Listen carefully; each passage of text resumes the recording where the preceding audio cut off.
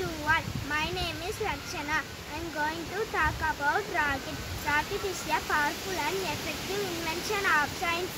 It is a device that produces the force to move an object forward. Rockets are generally used to launch spacecraft.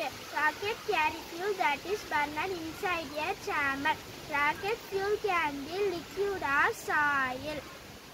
When the fuel burns, it gives off gases that pushes the rocket forward.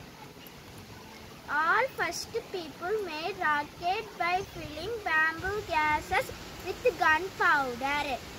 Dr. Robert H. Gordon is known as the father of modern rockets. A rocket must travel at a speed of at least 7.9 km speed to reach space.